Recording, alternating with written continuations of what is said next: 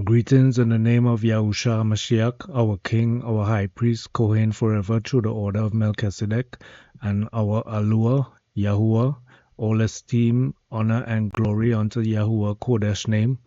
My name is Melech Mikael Shalomo, and this is Melech Shalomo Trading, and I'm going to do a little breakdown here using the Wycoff theory and on a trading view chart, and this is on the 1 hour chart. So I'm going to do a little technical analysis, a little volume price analysis, and using the Wyckoff theory, right? So just pointing out the date as well. It's the 4th of November 2024. It's 10:54 p.m. Eastern time. So I just want to point out here that we had a prior distribution that's similar to this distribution right here, but this one moved to the upside, right? So we found buyers here. We're back at this level, and this one broke to the upside. Now it was looking like it was going to break down, just like how this one here broke down, right? And it's looking like this one is going to break down even further. This one here caught some buyers and pushed us up to this level. Now, in this distribution here, which looks similar to this one actually broke down, right? So we didn't get a breakdown. This is a similar breakdown that we got here, right? So this could probably happen here again, although I doubt it because of the event that's happening tomorrow. So I think this is probably a very significant point here, where we could see within this distribution the actual continuation of the downtrend, right? Depending on what the market wants to do. So let's go into this latest distribution and see where we're at. Right, so this was phase A. Created the preliminary supply, which is at 5904.25. Then we got the buying climax at 5919.50. Brought us down here, created the automatic reaction at roughly 58.50.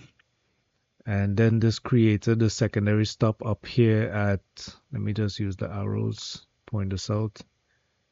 So again, preliminary stop, buying climax. You can see the labels over here. Buying climax, automatic reaction, 58.50. Secondary stop, 58.92.75. Uptrust at 59.27.25. Then we went into phase B. We had a breakdown, right? And all this was the change of character from the uptrend, right? So change of character in phase A. Phase C, we get a breakdown. We created the minor sign of weakness at 58.01. Had to push back up in phase C. We were supposed to get another uptrust after distribution. We didn't get that, so major weakness in the market there for us not to push back up to this level. Move sideways, change of character, broke down, right? We created the sign of weakness right here, pop back up, created the lowest point of supply, and now today we created another lowest point of supply, right? And now we're looking to probably break the sign of weakness at 57.32.25, or we're going to come back up and probably test these levels again, lowest point of supply or this level here, right? So let me just point out something with the volume price analysis. Let me just bring this over here real quick.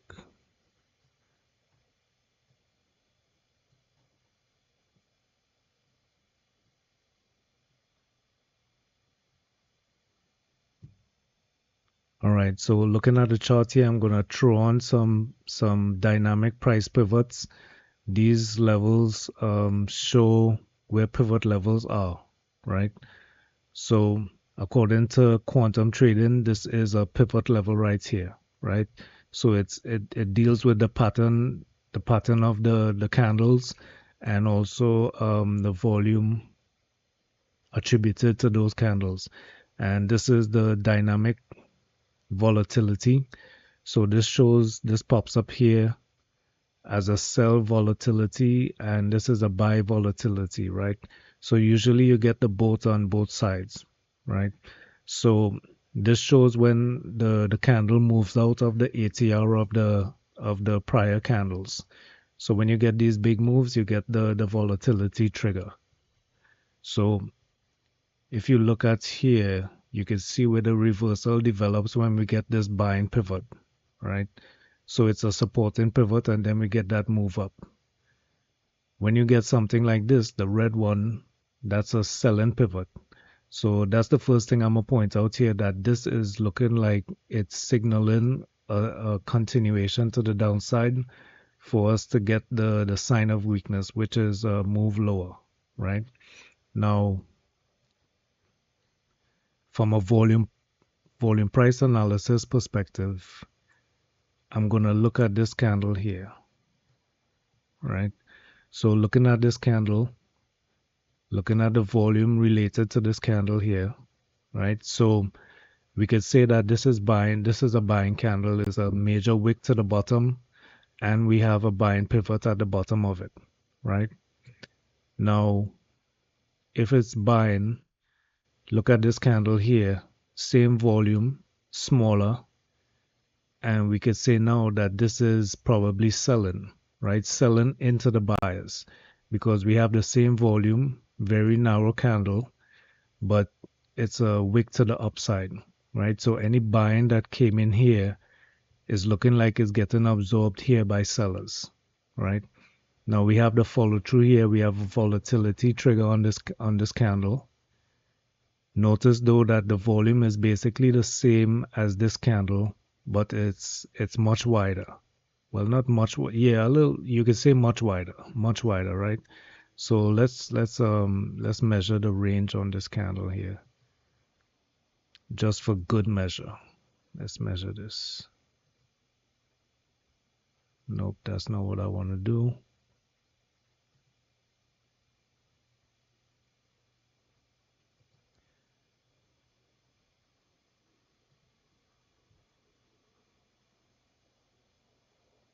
All right, so that is going to get in my way a little bit. So we're going to go above that a little bit.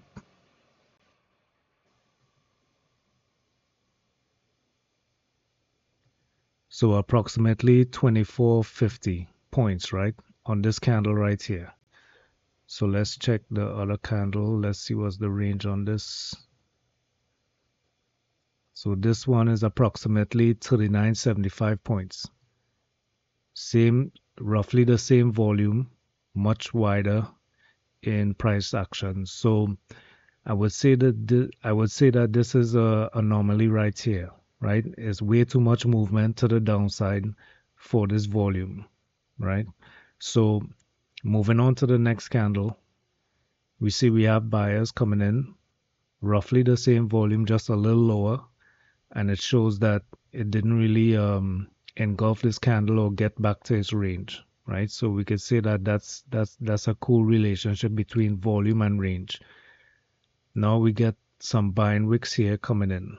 Let me just use the arrows again. We have some buying wicks coming in on low volume. So basically this is a low volume test, right? We're testing to see if we have more sellers. Again, this is another low volume test right here. Low volume test, right? No sellers following through. We're getting buying wicks, small range, buying wicks, small range of movement, small volume, right? So if sellers are in the market like this here, right, where have they gone, right? So no follow through to the downside. We have major volume on this as well. Let me just point that out as well. I almost missed that, right? So heavy selling volume and a buying wick. Now the candle looks like it's selling, but we should have much more follow through because it's more volume than this candle right here. So we should be down here with this candle, right? So this is our anomaly right here, right? No follow through to the downside, low volume. Then we get this one with the pivot to the downside, right? Showing us selling pivot. Low volume. Well, we are in the ETH, so all of this volume is going to be low. But I'm looking at this as a markdown price, right? Because this range here is quite big for the low volume that we're seeing, right? Now what we have here is another small candle, right? So no follow through. We get buying wicks again, small candle kind of indecision. So what I'm gathering from this here is looking like some buying is coming in the market, right? Because we're not getting the follow through. We have this big selling candle though, buying wick, low volume tests, no follow through to the downside. So now I'm thinking it could possibly push up from here, right? Or even if we test this area again, maybe there's buyers looking here, right? So maybe they're testing to see if sellers want to push it further and sellers are not really coming in play. And if they do come in play, they're getting absorbed.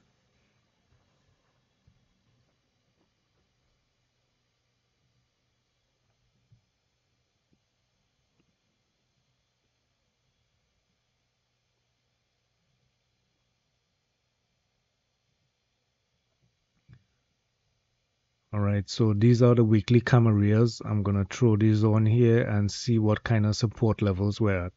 Now, it's in a overlapping lower valley relationship. Actually, it's in a lower valley relationship because Camarilla S3 was prior week, it was at 5814.50, right? So that moved down all the way to current Camarilla S3 on the weekly is 5714.11 and Camarilla R3 now moved down to 5802.39, which is lower than prior Camarilla S3. So we have a lower value relationship. As the week opened, we haven't come back to test this Camarilla R3 resistance level. We get the sell-in moving to the downside. We're at a support level as well. Still noting that we're at a support level. But the Camarilla is suggesting that, okay, so the Wycoff theory is suggesting that we get a sign of weakness, which is a push lower to probably Camarilla S4 and a little pullback, right? Now, I was expecting this today to get the push down today, but this candle came back and kind of spoiled the plot right there, right? So I was looking at all this selling here, and it was looking like we're going to break down, but buyers stepped in. We have the buying pivot right there, and we push back up. So we have two conflicting pivots right here. We have the selling pivot and the buying pivot, right? So what I labeled here is a bullish breakout above this level, right? So if we break above this engulfing candle right here, because none of these candles has pushed back above this candle level right here. So if we push back above this level, I'm looking at it as possibly bullish, a bullish breakout, right? Now, if we break down this sign of weakness here at 57.32, I'm looking for it to create another sign of weakness down here, right? And this lowest point of supply at 57.76.50 is going to remain intact, and we're going to create another one somewhere down here, right? Now, as I said, with the VPA, it's looking like some absorption is happening. So with the event coming up tomorrow, not really sure as to what is going to take place, right? Now we have a golden pivot zone with the central pivot also at 57.94.50, and that could possibly attract price, right? From a pivot level point of view, that could attract price for it to come back and retest this level, right? So I put a possible retest of Camarilla R3, central pivot, golden pivot zone, and the lowest point of supply. Now putting on the weekly VWAPs. This is what I'm seeing here, right? So This green line here is the first lower deviation. So once price is getting buys off of this level, it's usually accumulation, and that's part of my bowling green strategy, where I take a breakout of this level here after accumulation between -2 VWAP and -1 VWAP, right? So first lower deviation, second lower deviation, you get an accumulation between there and you take the breakout. And that's a trade I actually took today from this level here, right? Took it up a little bit, didn't really get back to VWAP, didn't really get much out of the trade because I just didn't jump in the trade when I should. I wasn't really I was looking for something else basically. I was looking for the short trade. So I had to flip out of the short mindset and get into the reversal mindset. So I was not that I was late, but I kind of got stopped out on two shorts coming down here, right? So it wasn't that great of a day. It was just a recoup of losses, still profitable though. So basically looking at this -1 VWAP or first lower deviation as providing some support here with these buying wicks and these low volume tests. This high volume here, right here with buying wicks, that's looking like buying because if it's real selling, we should be down here with this volume.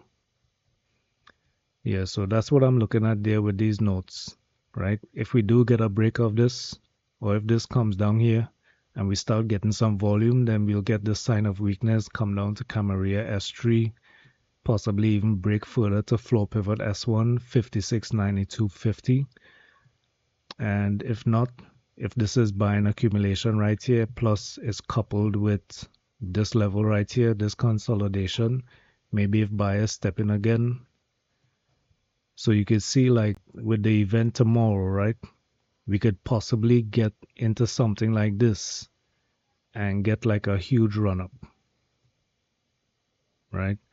Now, the other scenario is we probably break to the downside and go with the theory that's actually showing itself in the Wycoff theory distribution phase, right? Because we already completed up to phase D.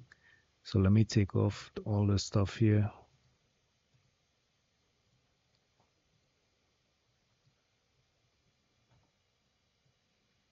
Right, so all of this is phase D. We're already in phase D. All we need to do now is start breaking down, create another lowest point of supply below this sign of weakness, and we start entering into phase E, which is a move back to, let's see, where could we move back to? Probably these lows, right? Or somewhere around these high volume areas, which is roughly, could be 5,600, right? Now, with that being said, let me just look over here. Let me pull this across. So this is Trader Map Pro from Bookmap, and I have it set to show like liquidity that's staying in the book, and it's above 100, right? Now, let's see. We have heavy liquidity here that's staying in the book at around 5203, 50, basically 5200, right? Now, if I open this up a little bit, these are the liquidity that's staying in the book right now, right? It's saying 125, but usually when you see these liquidity areas, it's probably much more than that. Like there's iceberg orders way below. So this is just the tip of the order, right? So there's probably a lot more liquidity right here. So we have areas such as 57, basically 5706, 5700, that area right there. Then we go down to 5688.50, and then we go down to 5682.25, right? So all of these areas could be where we get that sign of weakness if we get sellers pushing down. So lowest point is 5682.50, right? So let's see here.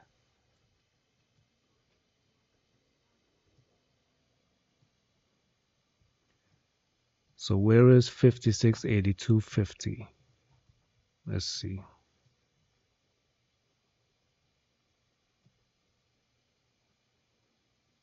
Right. So that's 5682.50. So it's basically where buyers stepped in at this level here. So that would be a breakdown of this consolidation, and that would be a phase E continuation in the distribution, right? So we'll be coming down to this level here. 5682.50 would be around these areas. So buyers probably who stepped in at this level here, they probably want to add to their positions and try and hold up price at this level because they're probably seeing that the distribution is probably pending, right? Because I'm sure they're much smarter than me and they have much more resources to decipher these things, right? So if I could decipher that this is a distribution phase and they could see the pending breakdown, they could probably start putting their limit orders like we see over here to show that they're waiting and willing to support price at these levels, right?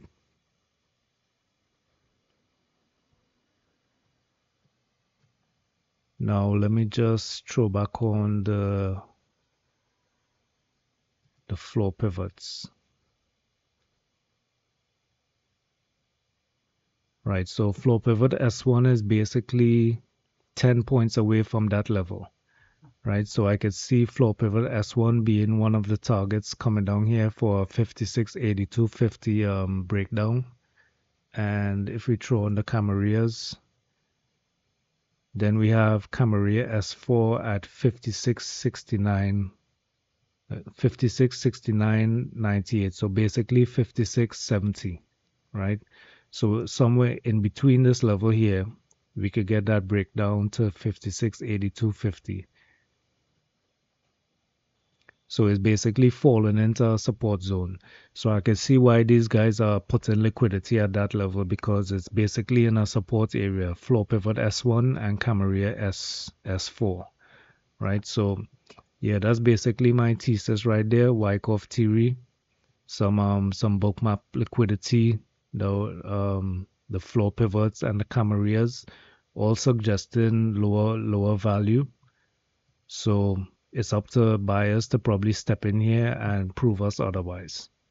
All right, y'all. So it's Malek Mikhail Shalomo, and you all trade safe and stay blessed.